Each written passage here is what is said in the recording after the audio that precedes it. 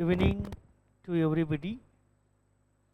In the last lecture, we discussed on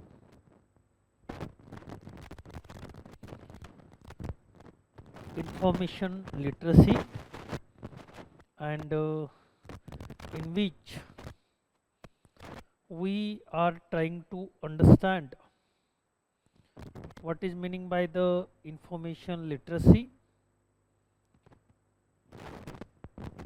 and for understanding we try to give the many example of literacy. First of all, we have given the example of information literacy,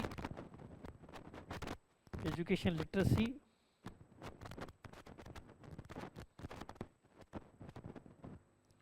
and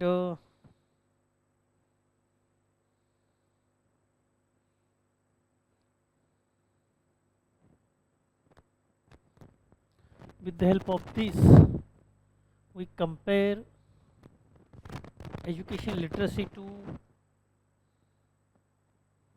information literacy, and in comparative way we are trying to understand what is meaning by the information literacy. So in this way, when we are getting the knowledge about the education and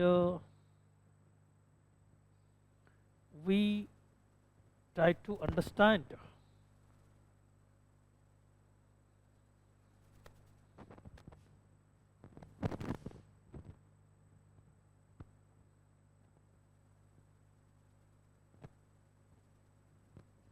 information literacy. Okay, and another way we also given the example of media literacy, web literacy, as well as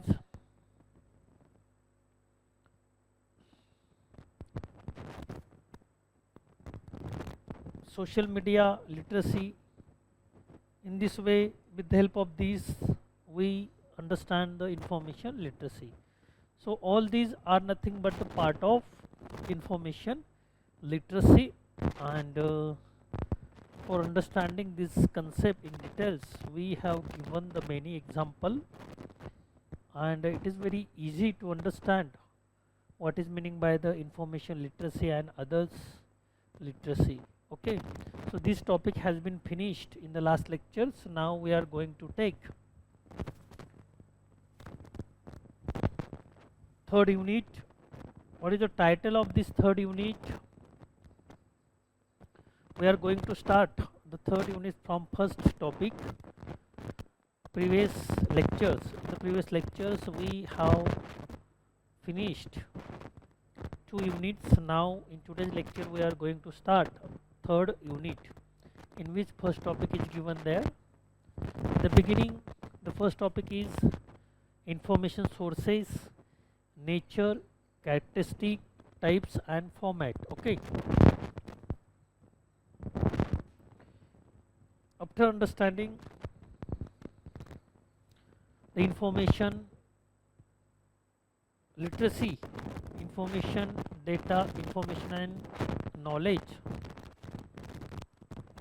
now we are going to discuss information sources. Okay, then nature, characteristic, types and format.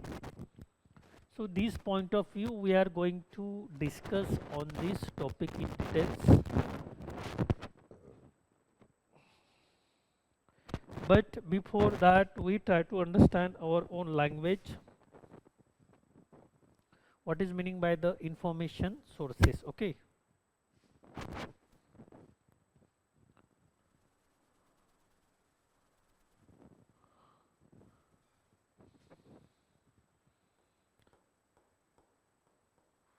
sources, first of all we understand what is meaning by the sources, and then information sources.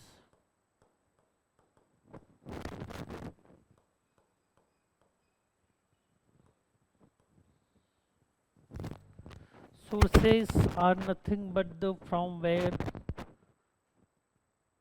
originate new thing, from where we can get the thing, from where we can get something, that is called the source.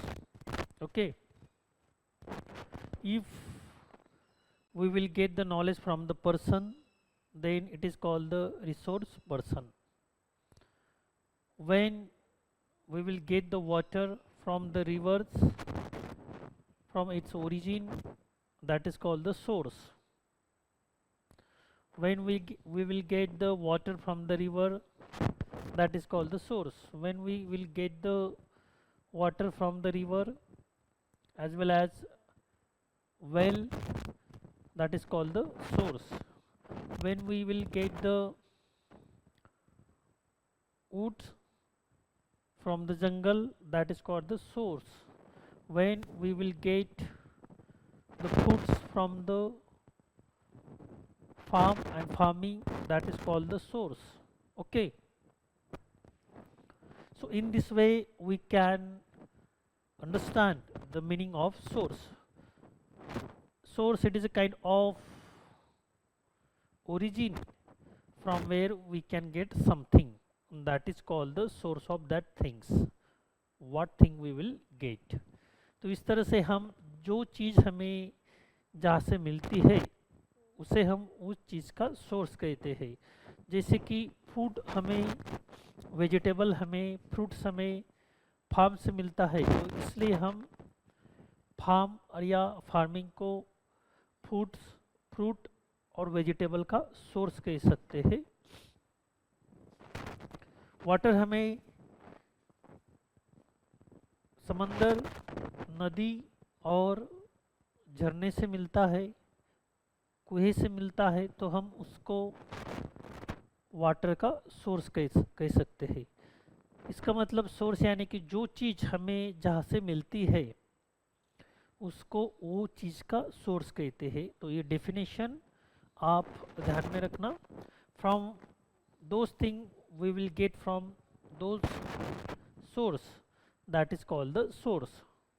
Those thing we will get from where, that is called the source. जहाँ से हमें जो चीज़ मिलती है उस चीज़ का, उसे source कहते हैं. फिर अलग अलग चीज़ों के अलग अलग सोर्स होते हैं और सभी सोर्स का एक सोर्स होता है जिसे महासोर्स कह सकते हैं. तो महासोर्स क्या होता है?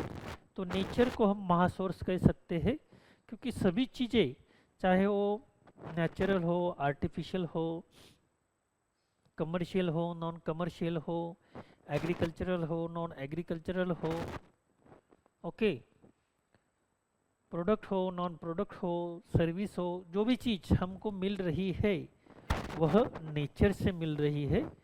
तो नेचर को हम बिग सोर्स कह सकते हैं, महासोर्स कह सकते हैं. और नेचर में कई छोटे छोटे सोर्स होते हैं, उनसे हमें वो चीज़ मिलती है. ओके, तो आपको सोर्स का मतलब अच्छी तरह से अब समझ में आया होगा, what is meaning by the source. फिर आगे जाके हम इंफॉर्मेशन सोर्स कहते हैं या सोर्सेस कहते हैं. ओके, तो इसका सीधा मीनिंग ये होता है कि इंफॉर्मेशन जहाँ से हमें मिलती है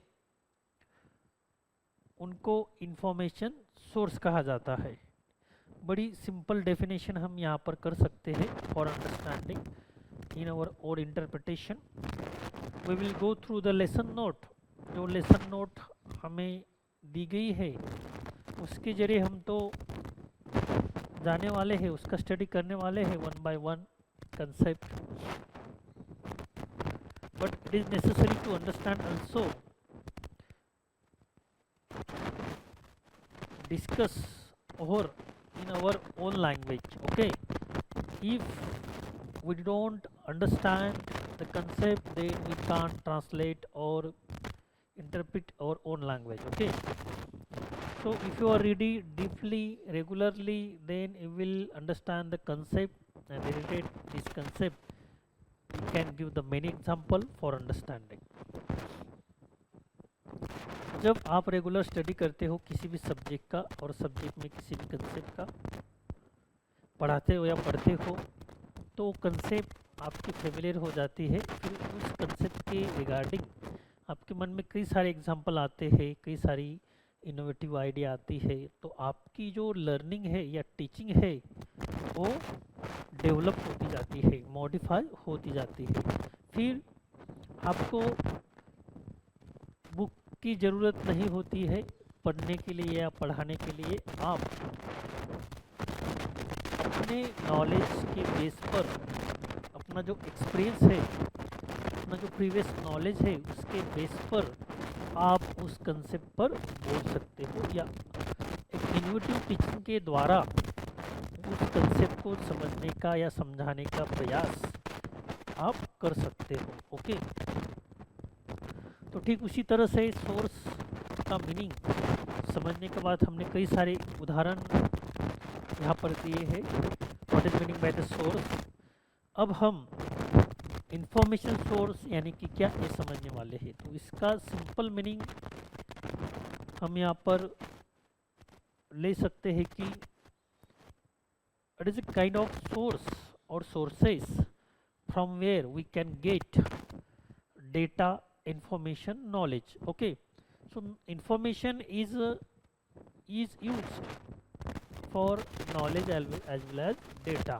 It is a combined concept for knowledge as well as data. So it is a kind of sources from where we can get the information, that is called the information sources. तो बड़ी सीधी सरल व्याख्या definition हम यहाँ पर information sources की कर सकते हैं कि what is meaning by the information sources. जहाँ से हमें इंफॉर्मेशन प्राप्त होती है उसे हम इंफॉर्मेशन का सोर्स कहते हैं। रिपोर्टर जो होते हैं, आप न्यूज़ पढ़ते हो तो न्यूज़ पढ़ते समय वहाँ पर सोर्स का नाम दिया जाता है। न्यूज़ कहाँ से प्राप्त हुई, तो जिस सिटी से, जिस प्लेस से, जिस पर्सन से और जिस संस्था से न्यूज़ प्राप्त होती है उसका उल्लेख उस न्यूज़ में किया जाता है। तो हमें वहाँ पर हिंट मिलती है, एक मैसेज मिलता है कि ये न्यूज़ कहाँ से प्राप्त हुई, इसका सोर्स क्या है। ओके, उससे हमें पता चलता है कि वेदर इट इज ऑथेंटिक और नॉट ऑथेंटिक। ओके, सोर्स से हमें इंफॉर्मेशन या न्यूज़ ऑथेंटिक है या नहीं, ऑथेंटिक नहीं है, इसका पता चलता है। उदाहरण के तौर पे हम यहाँ पर देख सकते हैं कि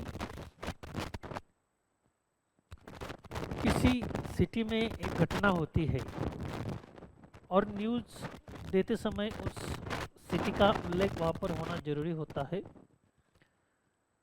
और यदि ऐसी घटना न्यूज़ में दी गई और नेम, घटना, पर्सन, इंसिडेंट, उसका कोई उल्लेख वहाँ पर नहीं किया गया, डेट वगैरह,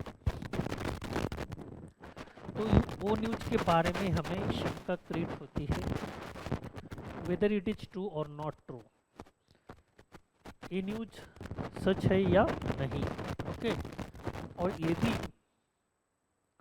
सोर्स दिया जाता है वहाँ पर, इंफॉर्मेशन सोर्स कहाँ से प्राप्त हुई, तो वो न्यूज़ सच है ऐसा मानकर हम चलते हैं। ओके, और वो सच भी होती है, क्योंकि बिना इंसिडेंट के कोई न्यूज़ नहीं दे सकता। यदि ऐसी वो न्यूज़ देता है तो उस पर एफआईआर दाखिल हो सकती है। तो कोई भी रिपोर्टर या न्यूज़पेपर बिना सोर्स के, बिना एविडेंस के, बिना प्रूफ के न्यूज नहीं देता। यदि ऐसा कोई करता है तो that is called the fake news. उसे हम फेक न्यूज कह सकते हैं, फेक इंफॉर्मेशन कह सकते हैं। तो सोर्स का कितना बड़ा इम्पोर्टेंट यहाँ पर होता है ये हम यहाँ पर देख सकते हैं। Okay,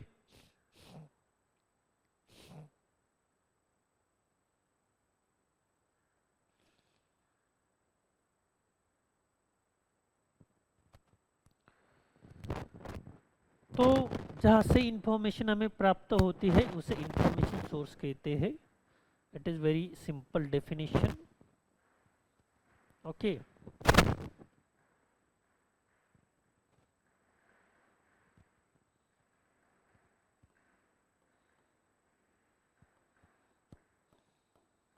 It is a sources from where we can get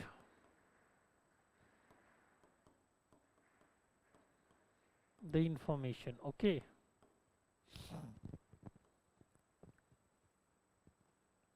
It is called the information sources. और source मतलब it is origin of something.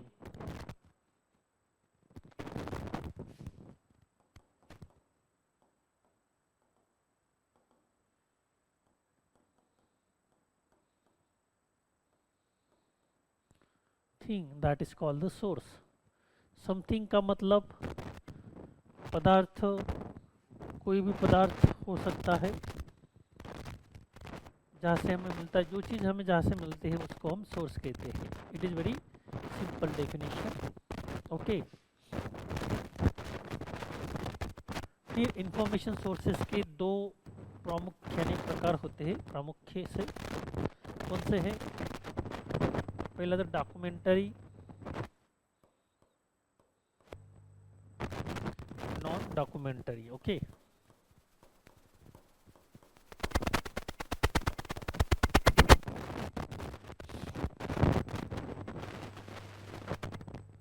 Documentary and non documentary. और दूसरा और एक प्रकार होता है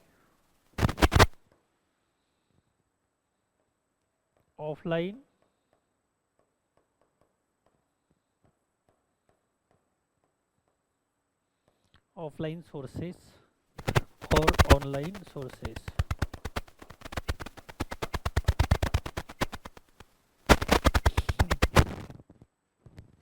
डॉक्यूमेंटरी सोर्सेस और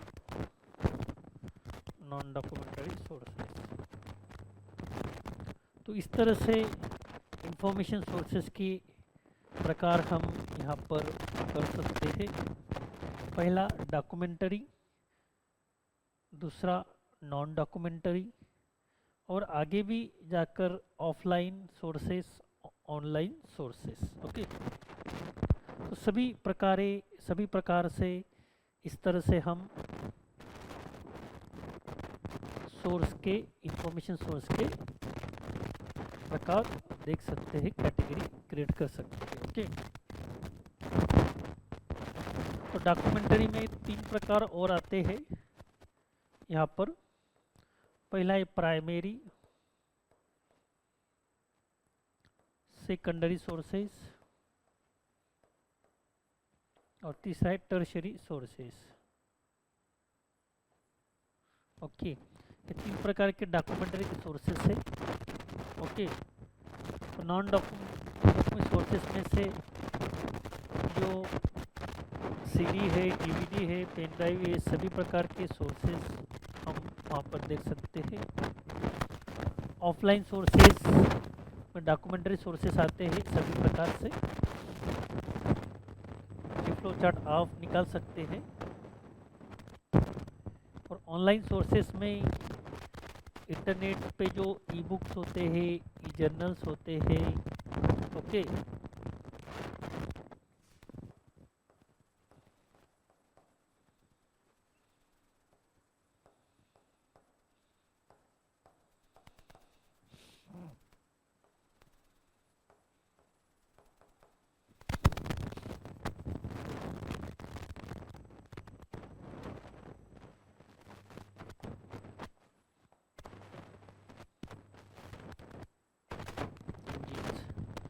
सभी प्रकार के सोर्सेस जहाँ पर उपलब्ध होते हैं उसको ऑनलाइन सोर्सेस हम कहते हैं. Okay.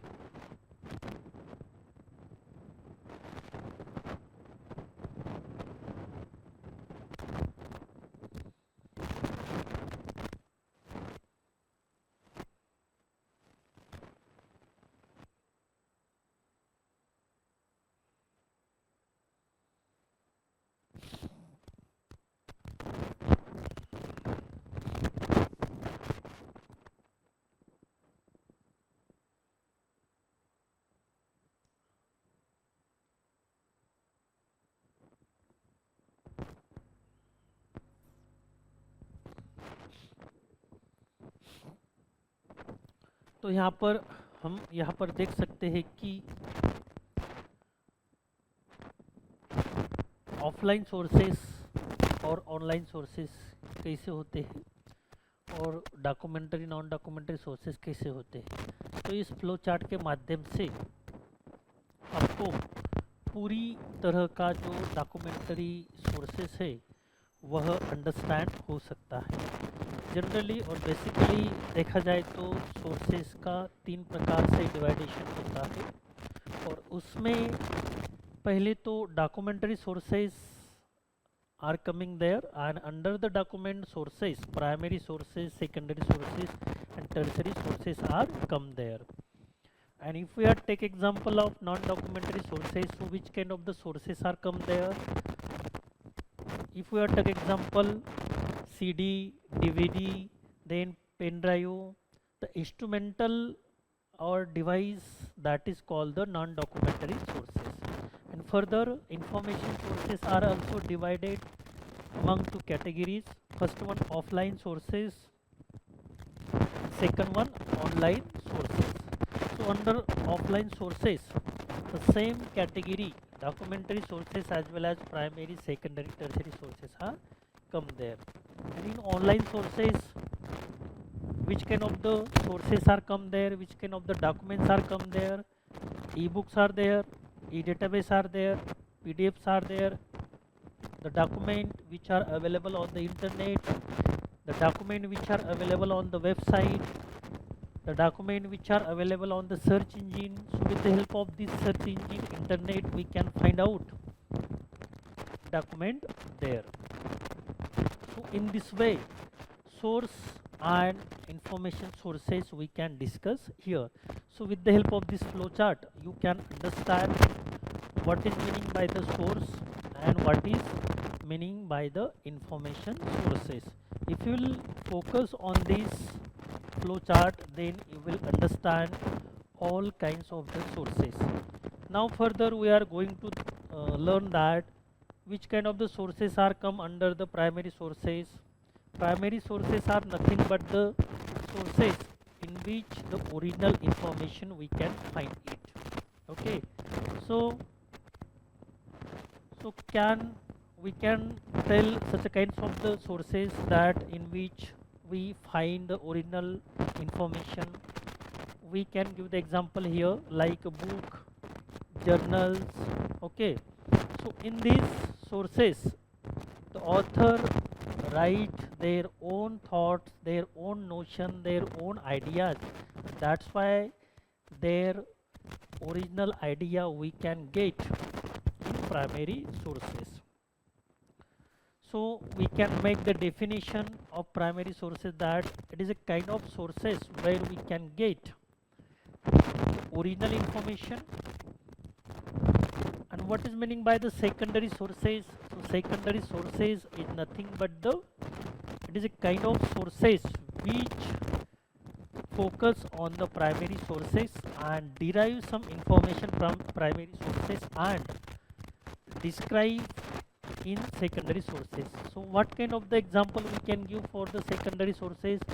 Directory is there, then encyclopedia is there, indexes are there, bibliography is there. So all these are the best example of secondary sources. So secondary sources, it is not original sources, it is not based on the original information, they are derivable information in which we can find it. And what is meaning by the tertiary sources? Tertiary sources are nothing but it is a kind of sources which are prepared on the primary sources as well as secondary sources. So that is called the tertiary sources. So what example we can give here of tertiary sources? Directory is there, then bibliography is there. So all are the example of tertiary sources. So in this way we can understand the meaning of sources and information sources in our own language. We are going to discuss through the lesson note, but before that, for understanding the concept, we try to understand in our own interpretation on the base of previous knowledge, on the base of previous learning, what is meaning by the sources. So you can note down this flow chart. If you will note down this flow chart, you will notice or glance will get all the information in one chart. Okay, so there is no need to read in details. Now we are going to discuss the lesson note. Information sources, what is the nature, what is the characteristic, what is the types, and what is the format of information sources. So in introduction is given that literature of subject is its foundation and it's represent a record of achievement of human race. So literature is diverse, complex and multilingual in nature. So here one word used for the information which is called the nature. तो information के लिए यहाँ पर nature ये शब्द का प्रयोग यहाँ पर किया गया है. So what is meaning by the literature? Actually this word is taken from the language. So those information is written the any kinds of language like Marathi, English or Hindi, that is called the literature. But in wide context, in wide sense, the literature word is used here.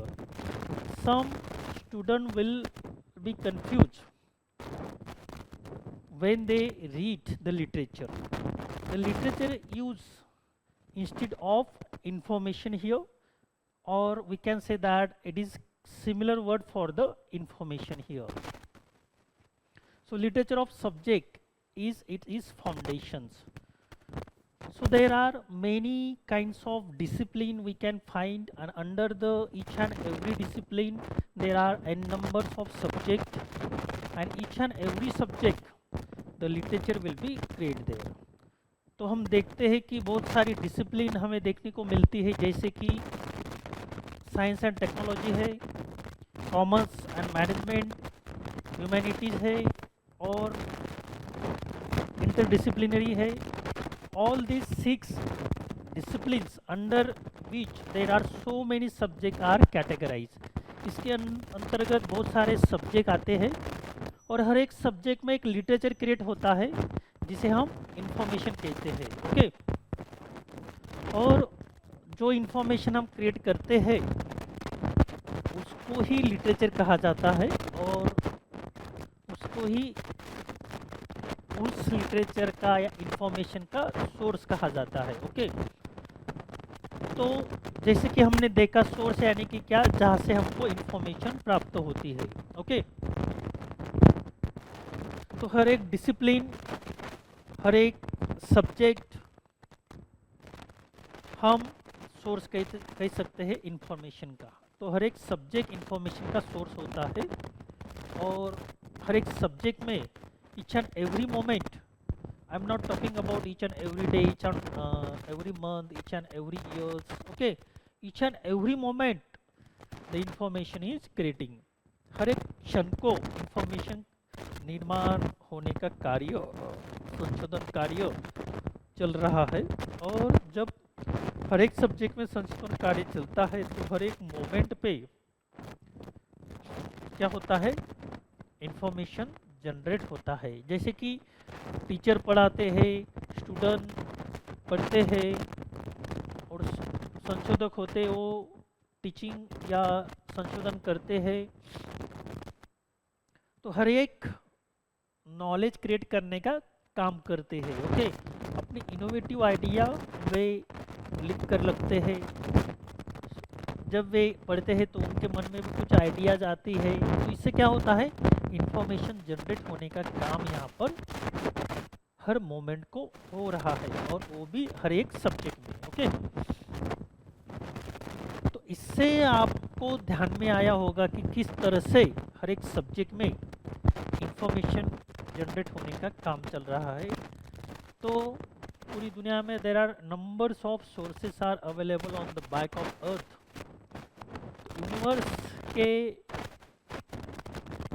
Universe में बहुत सारे sources available है जिसे हम अरबों खरबों sources कह सकते हैं, वहाँ से इंफॉर्मेशन जनरेट होने का काम हर पल हो रहा है। तो इससे हमें पता चलता है कि इंफॉर्मेशन का कितना बड़ा एक्सप्लॉइशन हो रहा है, स्पोर्ट जिसे हम बोलते हैं, ओके, ब्लास्ट जिसे हम बोलते हैं, okay. And it is very difficult to manage all kinds of information, all kinds of sources, okay। तो बड़ी दिक्कत हमारे सामने क्रिएट हो जाती है कि इन सब सोर्सेज को किस तरह से एनालिस किया जाए, सभी प्रकार के जो इंफॉर्मेशन है उसको किस तरह से हैंडल किया जाए, ओके। क्योंकि हर पल हर क्षण जब इंफॉर्मेशन क्रिएट होती है तो it is very difficult to manage it, okay. जैसे कोई नदी में बाढ़ आता है, समंदर में सुनामी आती है, तो जो पानी का जो फ्लो है उसको रोकना असंभव होता है। ठीक उसी तरह से इंफॉर्मेशन का जो फ्लो है, सुनामी है, ब्लास्ट है, स्पोर्ट है, उसको भी मैनेज करना डिफिकल्ट होता है, ओके। लेकिन जैसी इंफॉर्मेशन को हम मैनेज करने का प्रयास करते हैं तो हम प्रयास करते रहते हैं, कुछ इंफॉर्मेशन हम पकड़ के रखते हैं, कुछ छोड़ देते हैं, ऐसा होता है। सभी प्रकार की इंफॉर्मेशन हम पकड़ के नहीं रखते हैं। जैसे कि ह्यूमन बीइंग को भी एक लिमिटेशन है, सभी प्रकार की जानकारी वो याद नहीं रख सकता, यानी सभी प्रकार की याद इंफॉर्मेशन वो रखता है तो उसके माइंड का भी स्पोर्ट हो सकता है, ओके। तो इसलिए नेचर ने ह्यूमन बीइंग को फॉरगेट यानी स्मरण की शक्ति दी है रिमेम्बरिंग के साथ। तो जितना हम रिमेम्बरिंग करते उतना विस्मरण भी होना आवश्यक होता है, ओके।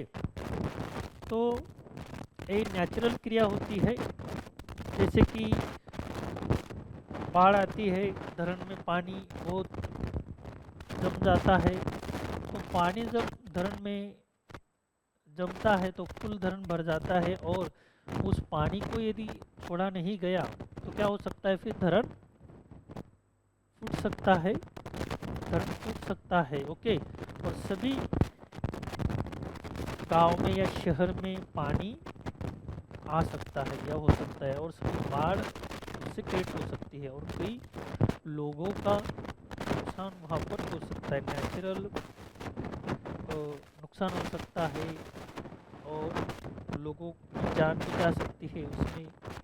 तो ठीक इसी तरह से इंफॉर्मेशन ह्यूमन बीइंग का यदि हम विचार करते हैं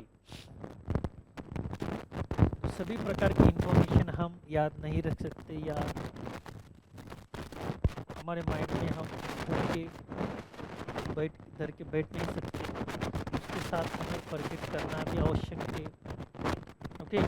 तो इंसान क्या करता है, फिर कुछ इंफॉर्मेशन पकड़ के रखता है, कुछ छोड़ देता है, और ये नेचुरली होता है। यदि ऐसा नहीं हुआ तो क्या हो सकता है, इस पर हम चर्चा करेंगे, ओके।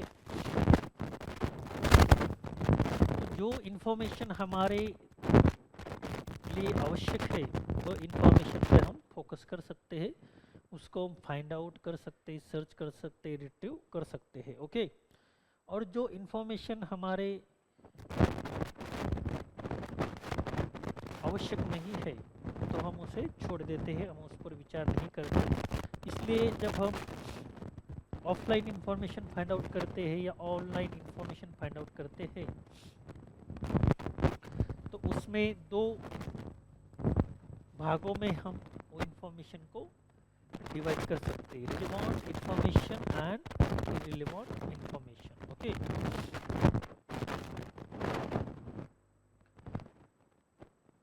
तो जो इंफॉर्मेशन आपको लगती है तो उसे रिलेवेंट इंफॉर्मेशन हम कहते हैं, जो नहीं लगती है उसे इररिलेवेंट इंफॉर्मेशन हम कहते हैं। यदि आप रिसर्च करते हो तो आपका टॉपिक डिफाइन होता है, किस सब्जेक्ट में आपको रिसर्च करना है ये भी तय होता है, फिर वही सब्जेक्ट में आप इंफॉर्मेशन प्राप्त करने की कोशिश करते हो। बाकी के सब्जेक्ट में आप इंफॉर्मेशन नहीं ढूंढते और यही आपके लिए बेहतर होता है, तो आपका रिसर्च जल्दी होता है। ओके, तो नॉलेज आदमी को होना चाहिए। नॉलेज होना यानी कि सभी प्रकार की इंफॉर्मेशन व्यक्ति को होना ऐसा नहीं है।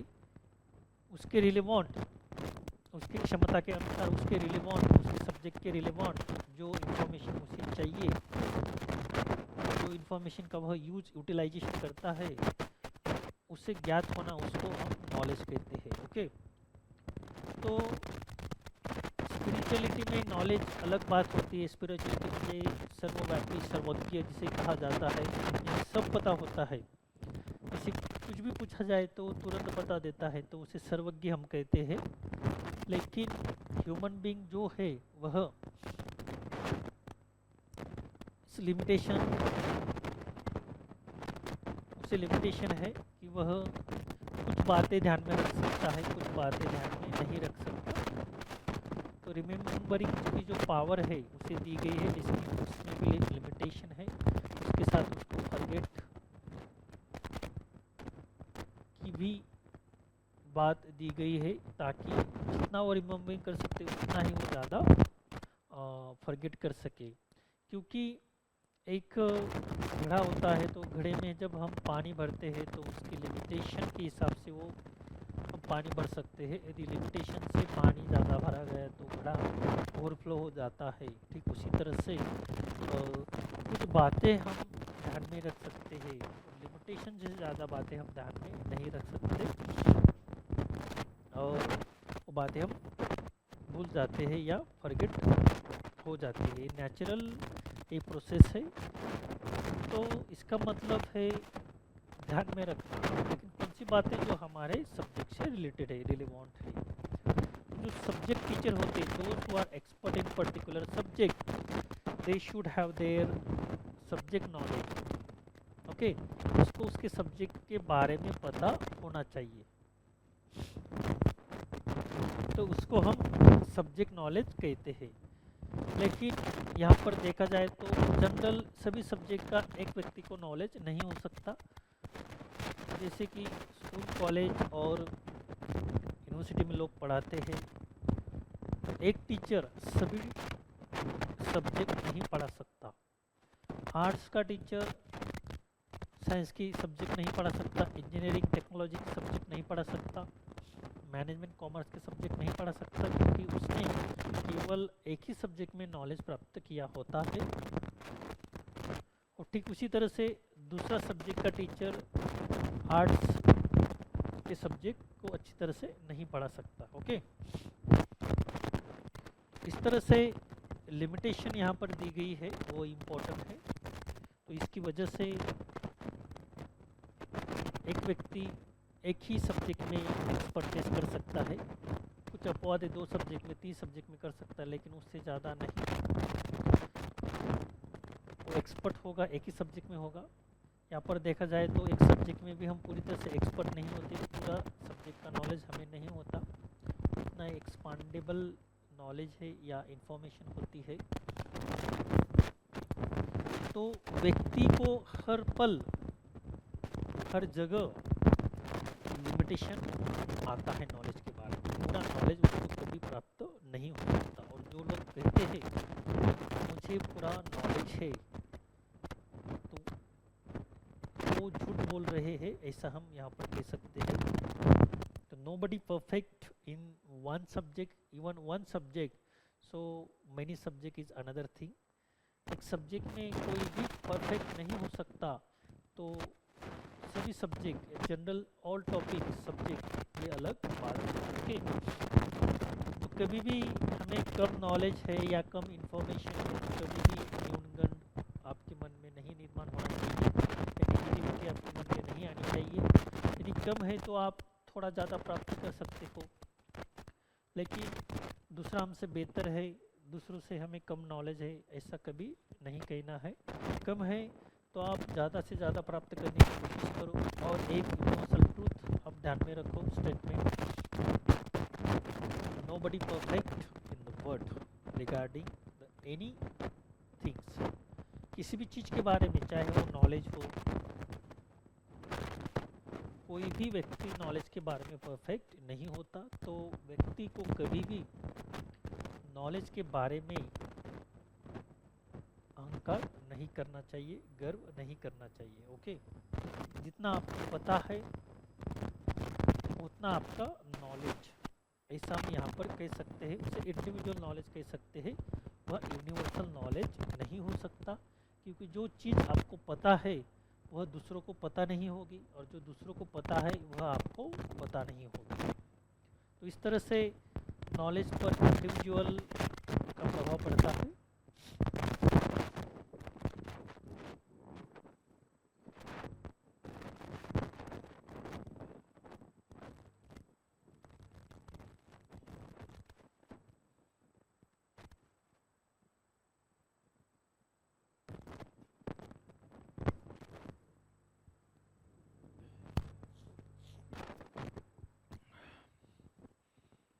So literature is diverse, complex and multilingual in nature. Okay.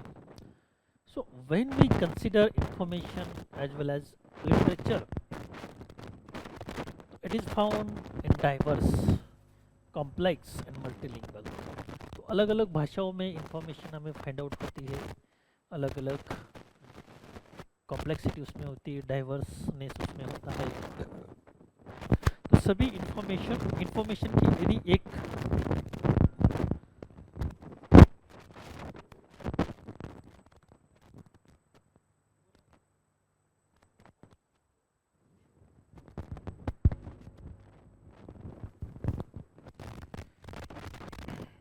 So in this way we can discuss over the information sources, right? So literature is diverse, complex and multilingual in nature. It is becoming more and more interdisciplinary. It is growing at fast pace in science. It is almost doubling itself in every very few years according to some studies in social sciences. It is doubling at the rate of every 8 of 12 years. Literature serve the information needs of various kinds of users. So in this way we can say here that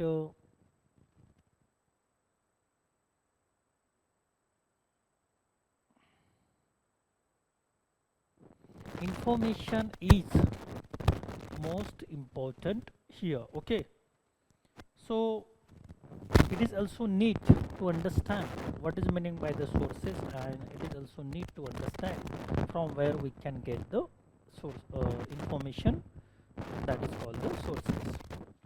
So literature is serve information needs of various kinds of users. So there are many users, they have their own needs, and literature means information serve their needs, means complete their needs. It forms sources of information. Traditionally speaking, information sources would include primarily books, periodicals, newspapers. However, the numbers and forms of sources are continuously increasing. In addition, unpublished sources are becoming increasingly important to scholars.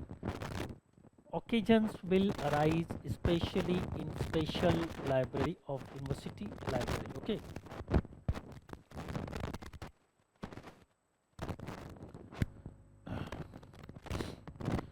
so occasion will arise especially in special library of university library when information would be required by users without preconditions about the forms of document.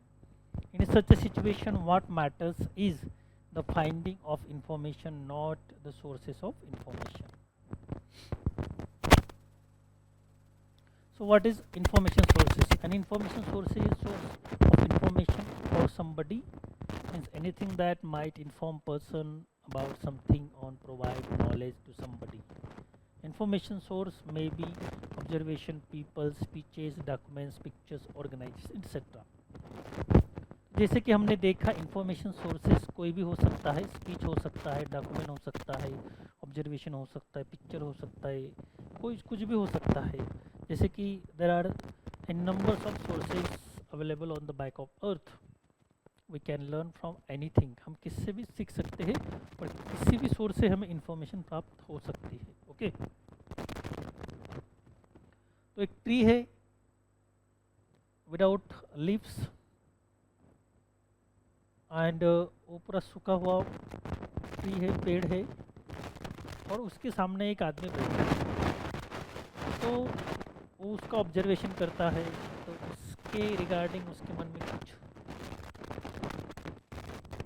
Create होता है, poem create होती है, विचार create होते हैं और वो लिख लेता है। तो पोएम लिखता है, कोई पैराग्राफ लिखता है, कोई लेसन लिखता है। ओके, तो उससे क्या होता है, इंफॉर्मेशन क्रिएट हो जाती है।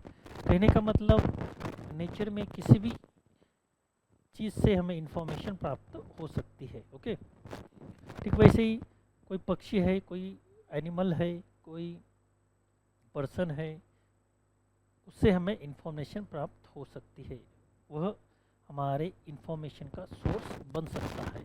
या हर एक चीज़ जो नेचर में अवेलेबल है, वेदर इट इज़ लाइव और अनलाइव, वेदर इट इज नेचुरल और super natural, whether it is material non material, whether it is physical non physical, सभी चीज़ें जो होती है उससे हमें इंफॉर्मेशन प्राप्त हो सकती है। They are the source of information. Okay,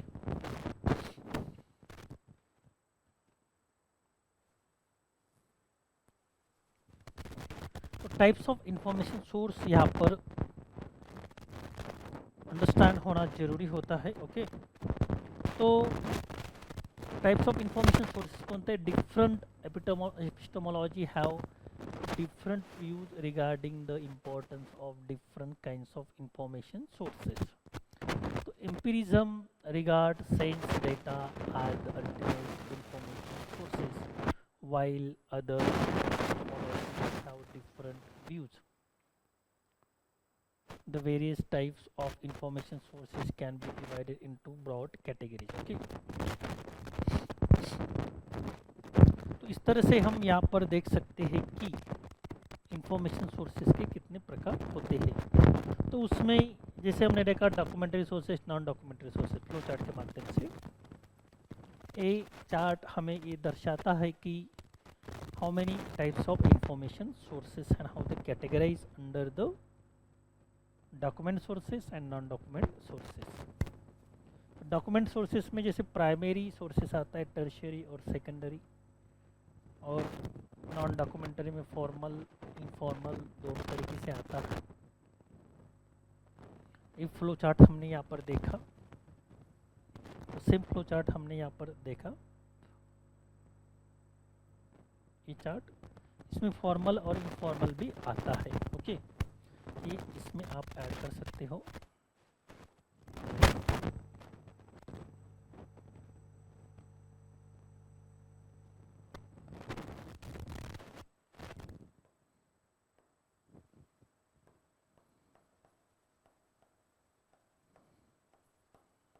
Formal sources, informal sources।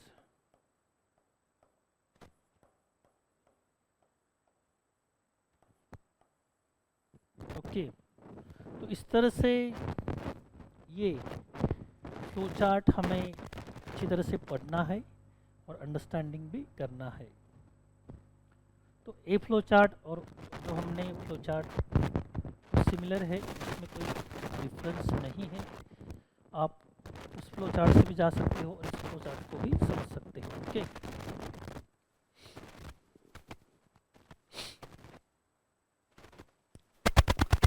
तो पहले डॉक्यूमेंटरी सोर्सेज के बारे में हम जानकारी प्राप्त करते हैं। देयर आर जनरली पब्लिश्ड और recorded documents of knowledge, documentary sources में भी under. Okay, which are they? Primary, secondary, tertiary. Primary में कौन से आते हैं ये भी हमें ज्ञात होना जरूरी होता है। ये डिटेल में यहाँ पर दिया है। प्राइमरी में पीरियोडिकल आते हैं, research report, conference, proceeding, return, standard, trade, literature, thesis. इन सभी में जो इंफॉर्मेशन होती है वह ओरिजिनल होती है, कॉपीड नहीं होती, डुप्लीकेट नहीं होती, सेकेंडरी नहीं होती। लेखक के, क्रिएटर के, जनरेटर के अपनी ओन आइडियाज़ होती है, ओन थॉट्स होते हैं, ओन नोशंस होती है, ओन राइटिंग होती है, ओन एक्सपीरियंस होते हैं। ओके, तो इस तरह से इसको हम प्राइमरी कहते हैं। ओके, तो इसमें सभी प्रकार के ये डॉक्यूमेंट्स आते हैं। दूसरा सेकेंडरी, जो प्राइमरी सोर्स पर प्रक्रिया करके तैयार किए जाते हैं। मींस प्राइमरी सोर्स में जो इंफॉर्मेशन होती है वह डिराइव करके, उसका एनालिसिस करके सेकेंडरी सोर्सेस तैयार किए जाते हैं। ओके, तो फिर ऐसे सोर्सेस में कौन से सोर्सेस आते हैं? इंडेक्सिंग सर्विस आता है, abstracting service, reviews of progress, reference book आता है, ट्रीटाइज आता है, मोनोग्राफ्स आता है, टेक्स्ट बुक आता है। ओके, तो सभी प्रकार की इंफॉर्मेशन इसमें इन्वॉल्व होती है, right.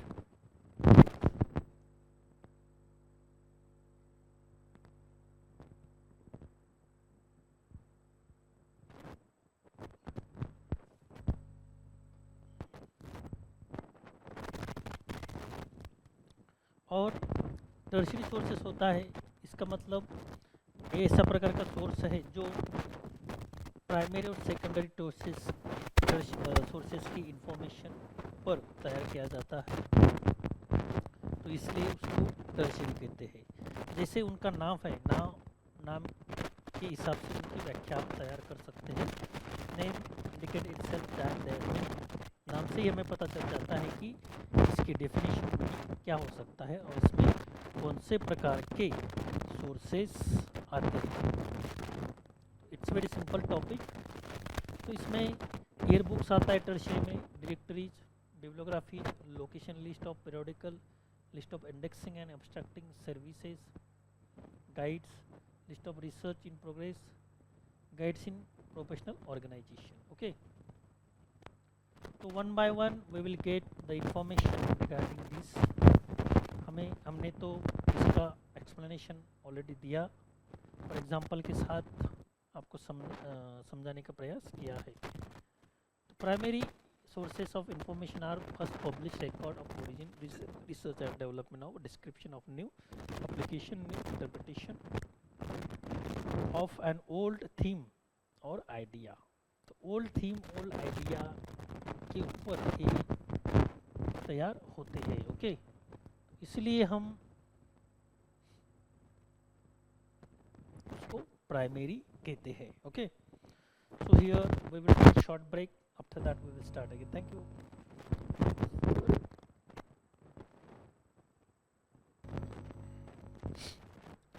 So in this way we are going to discuss on primary sources.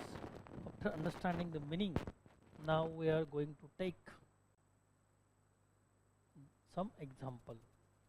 So example we have been seen in the chart, which kind of the documents are come under the primary sources, and detailed information you can read for getting more information. This will helpful in examination as well as to increase your knowledge. Then example are also given here: books, periodical, conference paper, research monograph, research report, patent, standard, thesis. Book सभी को पता है, उसमें reference book आते हैं, text book आते हैं, periodical, journals, magazine वगैरह इसमें आते हैं। कॉन्फ्रेंस पेपर, जो कॉन्फ्रेंस ली जाती है, नेशनल, इंटरनेशनल, स्टेट कॉन्फ्रेंस, तो उसमें पेपर पब्लिश किए जाते हैं, कोई बुक के फॉर्म में, प्रोसीडिंग के फॉर्म में किए जाते हैं पब्लिश। रिसर्च मोनोग्राफ होता है, रिसर्च रिपोर्ट हम तैयार करते हैं डिजर्टेशन के स्वरूप में या थीसिस के स्वरूप में, उसे रिसर्च रिपोर्ट कहते हैं। पेटेंट, कोई अपना रिसर्च रजिस्टर करता है तो उसे पेटेंट कहते हैं। स्टैंडर्ड, थीसिस, पीएचडी का थीसिस होता है, एमफिल वगैरह। इंडस्ट्रियल ट्रेड लिटरेचर होता है, जो मैनुअल होते हैं। शॉर्ट में हम इसका नेचर समझाने का प्रयत्न यहाँ पर कर रहे हैं। मैन्युस्क्रिप्ट, जो अपने हाथों से लिखा हुआ होता है, हस्तलिखित जिसे हम बोलते हैं। अनपब्लिश सोर्सेज भी इसमें होते हैं। मेमोरेंडम, जैसे एमओयू हम तैयार करते हैं वो भी कंसिडर इसमें होते हैं। लेबोरेटरी नोटबुक्स होता है, डायरी जो हम लिखते हैं डेली बेसिस पर, कंपनी फाइल्स जो होती है, पोर्ट्रेट्स यानी कि पिक्चर पेंटिंग भी इसमें आता है, वेबसाइट इसमें आता है, स्टेट पेपर आते हैं, वीडियो रिकॉर्डिंग आता है, एक कॉन्फ्रेंस भी इसमें आता है, स्पीचेस आते हैं, works of art, architectures, literature and music इसमें आता है। ओके, तो इस सभी प्रकार के जो सोर्सेस हम यहाँ पर देख रहे हैं वो सभी प्राइमरी सोर्स के अंतर्गत आते हैं, और इस पर आपको क्वेश्चन पूछा जा सकता है। इसमें से कोई भी सोर्स यदि आपको दिया जाता है तो आपको पूछा जाएगा which are the primary source under given sources. तो 3 बराबर हो गए, 1 रॉन्ग होगा, 2 बराबर हो गए, 2 रॉन्ग हो गए। तो इस तरह से सही या गलत आपको यहाँ पर देखने को कहा जाएगा या पूछा जाएगा। तो आपको you should select one of them, तो आपको उसमें से एक को सिलेक्ट करना होता है और राइट ऑप्शन सिलेक्ट करना होता है। तो here secondary information sources is nothing but it is a kind of information which is prepared or which is written or which is derived from the primary sources, and that is why it is called secondary sources. So its name indicate is that secondary information we can find in secondary information sources. तो इसके नाम से ही हमें पता चल जाता है कि जहाँ से सेकेंडरी इंफॉर्मेशन हमें प्राप्त होती है, ओरिजिनल नहीं, तो उसे ही हम सेकेंडरी सोर्सेज कहते हैं। तो it is very simple to understand and it is very easy to identify which are the primary sources as well as secondary sources. तो यहाँ पर टाइप्स ऑफ सेकेंडरी सोर्सेज हम देखते हैं, 3 टाइप्स में डिवाइड किया गया है। पहला तो इंडेक्स टाइप जो है उसमें क्या आता है, तो इंडेक्स टाइप में आता है इंडेक्स, बिब्लियोग्राफी, इंडेक्सिंग, पीरियोडिकल, एब्स्ट्रैक्टिंग, ये सभी प्रकार के इसमें आते हैं। और सर्वे टाइप्स इसमें रिव्यूज, ट्रीटाइज, मोनोग्राफ आते हैं। रेफरेंस टाइप में encyclopedia, dictionary, handbooks, critical tables इसमें आते हैं। ओके, तो इन सब पर हम चर्चा कर सकते हैं और डिस्कस भी कर सकते हैं।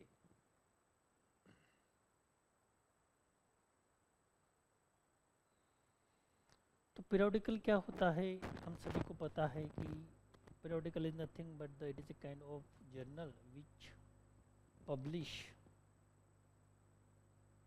After the certain period, that is why it is called the periodical.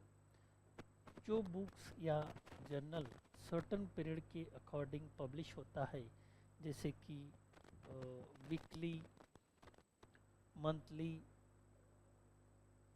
By monthly, 3 monthly, quarterly, okay, 6 monthly, yearly, इसको हम पीरियड कहते हैं। और एक बाय पीरियड पब्लिश होता है तो इसके लिए उसको पीरियोडिकल कहते हैं। ओके, तो मैगजीन, जनरल मैगजीन होते हैं और पीरियोडिकल में फ़र्क होता है। तो मैगजीन यानी कि it is include all kinds of the subject and periodical include particular subject, this is the difference between two them. तो यहाँ पर नाम भी दिया गया है, new society London, new science application weekly, और बहुत सारे नाम आप इसमें ले सकते हैं। Indexes, it is book, it is kind of book, an index to work contain alphabetical list of name, topic, place, formulas, titles of insignificant items referring materials। तो इसमें क्या आते हैं फिर, लिस्ट ऑफ नेम्स आता है, टॉपिक, प्लेस और formula, titles इसमें आते हैं, तो उसको हम इंडेक्स कहते हैं। लेकिन इसकी जो अरेंजमेंट होती है अल्फ़ाबेटिकली होती है फ्रॉम ए टू जेड। उसका एग्जांपल भी यहाँ पर दिया है, इंडेक्स ऑफ इकोनॉमिक जर्नल्स, मूड, अरविंद, अमेरिकन इकोनॉमिक एसोसिएशन। तो उसके बाद बिब्लियोग्राफी, हम उस हर एक टॉपिक का नेचर यहाँ पर समझने का प्रयास कर रहे हैं एग्जाम्पल का। Bibliography is nothing but it is organized list of primary or other sources relating to the given subject or person. Bibliography is organized list of primary or other sources relating to given subject or person. कोई व्यक्ति primary source, secondary source और tertiary source create करता है तो उसकी list को हम bibliography कहते हैं। Bibliography is nothing but the list of titles, list of books, ऐसा हम यहाँ पर कह सकते हैं। ओके,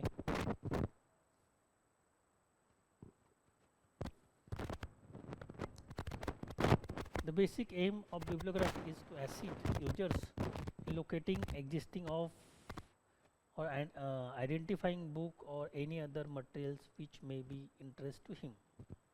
तो बिब्लियोग्राफी का क्या इंटरेस्ट होता है, क्या एम होता है या ऑब्जेक्टिव होता है। जैसे कि कोई यूजर लाइब्रेरी में आता है तो ऑनलाइन बिब्लियोग्राफी या ऑफलाइन बिब्लियोग्राफी को पहले देखता है और कौन से प्रकार की बुक्स है उससे आइडेंटिफाई होते हैं, whether it is available in library और नॉट, ये भी वो फाइंड करता है। इसका इंडेक्स की हेल्प से हमें बुक में टॉपिक फाइंड आउट करने में मदद होती है। कैटलॉग की मदद से लाइब्रेरी में बुक फाइंड आउट करने में मदद होती है। ठीक उसी तरह से बिब्लियोग्राफी की मदद से भी हमें बुक्स के बारे में इंफॉर्मेशन मिलती है या फाइंड आउट करने में मदद होती है। Well prepared bibliography provides defined coverage of documents over periods of times within specific limits. Thus, it is also serve the purpose of retrospective searching of literature. Okay. तो इस तरह से यहाँ पर हम देख सकते हैं कि बिब्लियोग्राफी का मतलब क्या होता है और यहाँ पर एग्जाम्पल भी दिया है। Griffith Dudley David bibliography of Chaucer, satellite university Washington press. Indexing periodical क्या होता है? Indexing is a periodical is a regularly issue compilation of title article that appear in current primary source journals. Journal का index होता है और उसमें title दिया होता है, कौन सा टाइटल किस जर्नल में पब्लिश हुआ। ओके,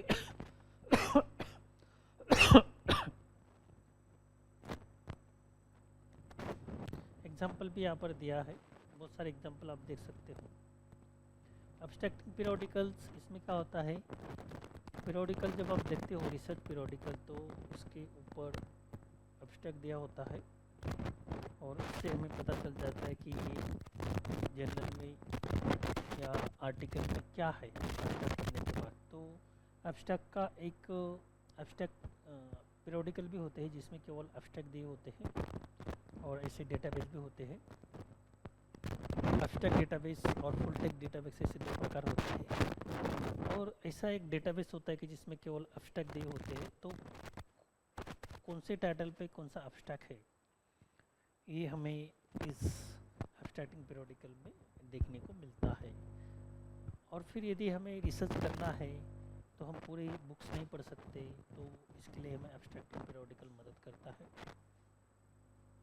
एब्स्ट्रैक्टिंग पीरियोडिकल की मदद से हम हमारे टॉपिक से रिलेटेड जो रिलेवेंट है आर्टिकल वो फाइंड आउट कर सकते हैं, जो रिलेवेंट नहीं है वो उस पर टाइम वेस्ट नहीं कर सकते। So it is very helpful for doing the research, ये हमें रिसर्च करने में मदद करता है। Reviews, reviews is a survey of primary literature. It aims to digest and correlate the literatures over given periods. It is also indicate the development and trends in the field of concern. It may appear collections of papers on regular basis, quarterly, monthly, annually. It is inform article in periodicals. तो review जैसे कि book का reviews होता है, ठीक उसी तरह से प्राइमरी लिटरेचर का भी रिव्यू हो सकता है और रिव्यू से हमें पता चल जाता है कि इस बुक में क्या कंटेंट इंक्लूड है। तो बहुत सारे लोग जर्नल में जो रिव्यू दिए जाते हैं, पीरियोडिकल में रिव्यू होते हैं, न्यूज़पेपर में जो रिव्यू होते हैं उसको पढ़ते हैं, और पढ़ने के बाद उनको समझ में आ जाता है कि इस बुक में क्या है और क्यों पढ़ना चाहिए, ये सारी बातें उसमें दी जाती है। रेफरेंस बुक्स यहाँ पर दिए हैं। तो reference book it is only consult book, we can't issue, only text book can be issue for the out of library, outside of library, but reference book are only refers in the library itself. तो इसके लिए उसको reference book कहा जाता है। तो उसमें कौन से आते हैं फिर, इंसाइक्लोपीडिया आता है, डिक्शनरी आते हैं, हैंडबुक, टेबल्स, फार्मूलाज आते हैं, ओके, फार्मूलरीज आती है। तो इंसाइक्लोपीडिया के बारे में आपको पता होगा, ये ऑफलाइन भी मिलते हैं, ऑनलाइन भी मिलते हैं encyclopedia. It is a kind of books in which where background information is given of particular topic या subject. डिक्शनरी सभी को पता है, it is a list of word in any language. हर एक लैंग्वेज की डिक्शनरी होती है, हर एक सब्जेक्ट की डिक्शनरी होती है, तो उसमें लिस्ट ऑफ वर्ड मिलते हैं, सिनोनिम्स मिलते हैं, और ये सब्जेक्ट वाइज होती है, जनरल होती है, अलग अलग प्रकार की डिक्शनरीज हमें देखने को मिलती है। हैंडबुक्स, टेबल और formulae, all these are example of reference book. तो रेडी रेफरेंस में डिक्शनरी आता है, ये भी हम यहाँ पर चर्चा कर सकते हैं। इंसाइक्लोपीडिया, उसमें क्या दिया जाता है ये भी हमने यहाँ पर चर्चा की। हैंडबुक्स यानी कि क्या, handbook is a compilation of masculine information in compact and Hardy form, handy form. तो हैंडबुक ये हैंडी फॉर्म जैसे होता है, जैसे कि जैसे कोई मैनुअल होता है ट्रेड और इंडस्ट्रियल का, तो उसे ही हम हैंडबुक कह सकते हैं। It contain data, procedure, principle including tables, graphs, diagrams, illustration, सभी प्रकार की इंफॉर्मेशन इसमें दी जाती है। Scientist technologies use handbooks in their fields rather frequently.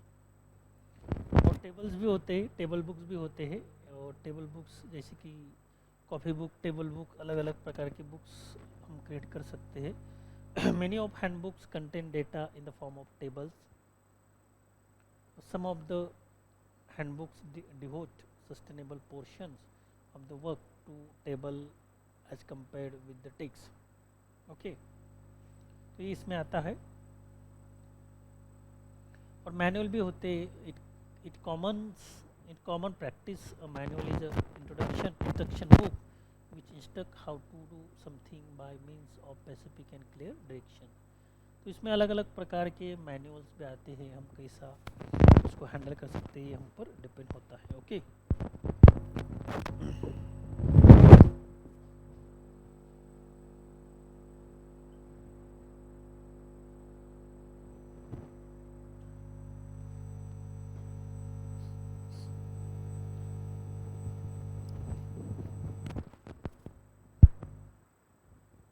Magazine, newspaper, article, ये सभी को पता है। टेक्स्ट बुक, हम सबको पता है टेक्स्ट बुक यानी कि क्या, क्रमिक बुक्स होते हैं which are related to our syllabus course. Translations, इसमें ट्रांसलेशन क्या होता है, okay. Treatise is a comprehensive compilation और summary of information on subject. Treatise यानी कि क्या, एक प्रकार का कंपाइलेशन होता है कॉम्प्रहेंसिव, और summary of information on subject, particular subject पर होता है। Treatise and on subject provide enough information to person to acquire basic knowledge acquire करने में मदद करते हैं। सो essential for carrying out advanced research. It also provide fact along with discussion. The fact may include physical constants, methods of preparations and purification of compounds, etc. Okay. Usually it is limited to broad field due to the very natures, and these become out of date within short period of time. Okay. तो इस तरह से अलग अलग प्रकार की treatise वगैरह information इसमें दी जाती है। एग्जाम्पल भी यहाँ पर दिया गया है। Monograph is a short treatise उसको ही शॉर्ट ट्रीटाइज कहा जाता है ऑन स्पेसिफिक सब्जेक्ट। उसका भी उदाहरण यहाँ पर दिया है, you can read it. Biographical word, biography is a descriptive or account of someone lives and times, okay, written on the life of other person, and that is called the biographical works or words,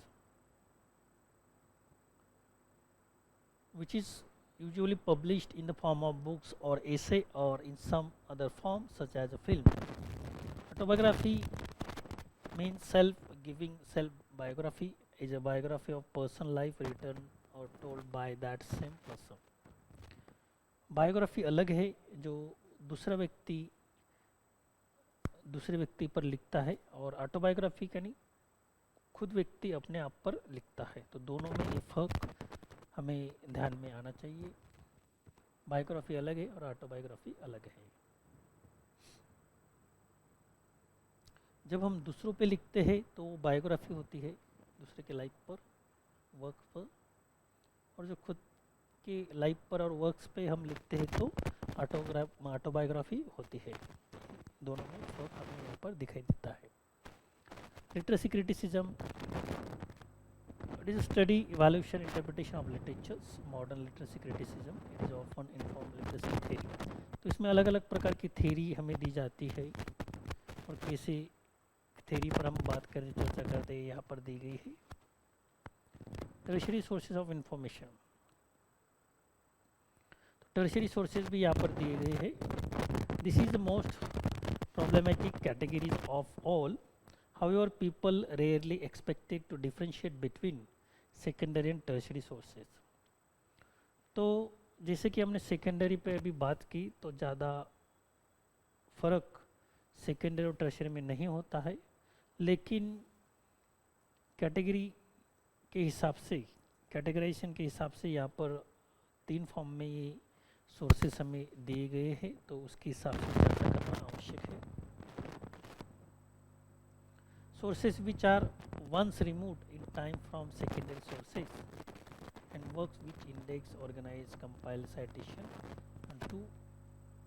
and show you how to use secondary sources. इसमें index, organize, compile, citation वगैरह आता है। Tertiary sources of information contain information distilled and collected from primary secondary sources. The primary functions of tertiary sources of information is aid the searcher information in the use of primary and secondary sources of information. Okay, most of these sources do not contain subject knowledge. Due to this increase in literatures, tertiary sources are becoming increasingly important out of the various kinds of sources. Tertiary sources are the last to appear. Okay, तो इसकी तरह हम यहाँ पर देख सकते हैं कि किस तरह से सोर्सेस यहाँ पर दिए गए हैं, जैसे कि bibliography of bibliographies, okay, directory and year books, guide to literature, list of search in progress. ये सभी जो है उसको हम टर्शियरी कहते हैं। तो इस तरह से डॉक्यूमेंट्री सोर्सेस में प्राइमरी, सेकेंडरी और टर्शियरी के बारे में हमने यहाँ पर चर्चा की, और उसके मीनिंग क्या होते हैं उसके बारे में भी जाना, और उसके एग्जाम्पल जो हमने यहाँ पर देखे उसके बारे में भी चर्चा की। अब non documentary sources means it is a kind of sources of information form substantial part of communication, especially in science and technology. User studies have underlined the importance of such sources. These sources provided information which other sources do not. There are two kinds of sources: formal sources and informal sources. तो इनके भी 2 प्रकार यहाँ पर दिए गए हैं, formal and informal. तो इसमें कौन से आते हैं? Research organization itself, societies, industrial, government department, universities, consult, ये फॉर्मल सोर्सेस में आते हैं। ये भी इंफॉर्मेशन के सोर्स होते हैं, इनमें से हमें इंफॉर्मेशन प्राप्त होती है। जैसे कि न्यूज़ के बारे में हमने एग्जांपल दिया था, जैसे कि प्रेस रिलीज होता है, कोई संस्था प्रेस रिलीज करता है तो इसको रिसर्च ऑर्गेनाइजेशन से हमें प्रेस नोट मिलती है और हम न्यूज़ पब्लिकेशन में बेचते हैं या पब्लिश होती है, तो रिसर्च ऑर्गेनाइजेशन को यहाँ पर सोर्स कहा जा सकता है। ओके, फिर informal sources, conversation with colleague, colleges, visitors, attendance, professional meetings, ये सभी इसमें आते हैं। तो ठीक इस तरह से हमने दोनों सोर्सेस पर चर्चा की। Documentary sources mean what, non documentary sources mean what are their sub types. Documentary sources have their subtypes like a primary, secondary, tertiary, and we try to understand their meaning as well as their example with their example. And another non-documentary sources means what, we try to understand their meaning and example, as well as its types like a formal sources and informal sources along with their example. So in this way we can learn